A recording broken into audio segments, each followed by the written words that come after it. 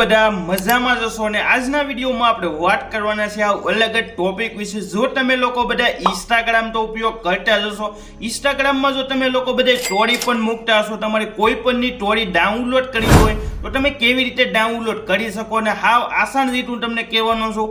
કોઈ પણ એપ્લિકેશન પણ તમારે ડાઉનલોડ નથી કરવાનું તો આ વિડીયો તમે પૂરેપૂરો કમ્પ્લીટ જોઈ લેજો અને હજી તમે વિડીયોને લાઈક ન કરી હોય તો ફટાફટ ભાઈ વિડીયોને લાઈક કરી દો। ચેનલમાં તમે નવા છો તો ફટાફટ સબસ્ક્રાઇબ કરી દેજો જેથી આવા મારા નવા વિડીયો હોય તો સૌ પહેલા તમને મળે। ચાલો આપણે વિડીયો ચાલુ કરીએ।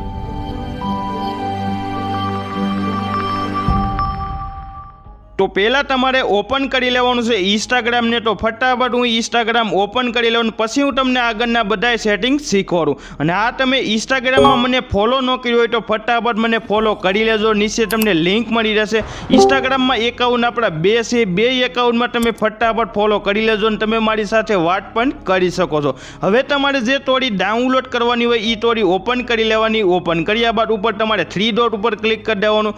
3 ડોટ ઉપર ક્લિક કર્યા બાદ લિંક તમારે કોપી કરવાની છે તો તમારે શેરના ઓપ્શનમાં ક્લિક કરી દેવાનું। શેરના ઓપ્શનમાં ક્લિક કર્યા બાદ અહીં લિંક કોપીનો એક ઓપ્શન જોવા મળે, એની પર તમે ક્લિક કરી દેજો।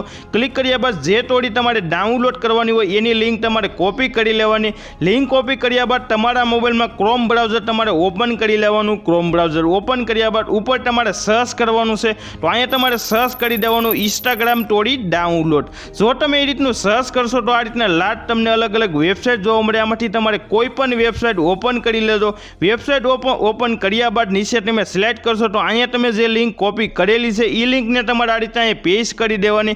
પેસ્ટ કર્યા બાદ નીચે તમને ડાઉનલોડનો ઓપ્શન જોવા મળે, એની ઉપર તમારે ફટાફટ ક્લિક કરી દેવાનું। જો તમે એની ઉપર ક્લિક કરશો પછી ડાયરેક્ટ આ રીતે તમારે નીચે સિલેક્ટ કરવાનું। જો તમે નીચે સિલેક્ટ કરશો તો અહીંયા તમને આ રીતની તમારી સ્ટોરી જોવા મળી હશે। પહેલાં તમારી સ્ટોરી તમારે ચેક કરી લેવાની, જે તમારી સ્ટોરી ડાઉનલોડ કરવાની હોય એ સ્ટોરી તમારે આ રીતે ચેક કરી લેવાની। ચેક કર્યા બાદ પછી તમારે બેક આવી જવાનું। બેક આવ્યા બાદ નીચે તમને ડાઉનલોડનો એક ઓપ્શન જોવા મળતો હશે, એની ઉપર તમારે ક્લિક કરી દેવાનું।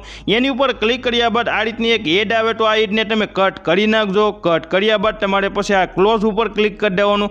ક્લોઝ ઉપર ક્લિક કર્યા બાદ થોડાક તમે વેઇટ કરશો તો ઉપર જ તમને ડાઉનલોડનો ઓપ્શન જોવા મળશે અને ડાઉનલોડ તમારી એક જ સેકન્ડમાં તમારી સ્ટોરી ડાઉનલોડ થઈ જશે। તો આ રીતે તમે કોઈ પણ તમારી સ્ટોરી ડાઉનલોડ કરી શકો છો। ફટાફટ મને કોમેન્ટ કરી દેજો અને આ વિડીયો તમને કઈ રીતનો લાગ્યો તો વિડીયો જોવા માટે થેન્ક યુ।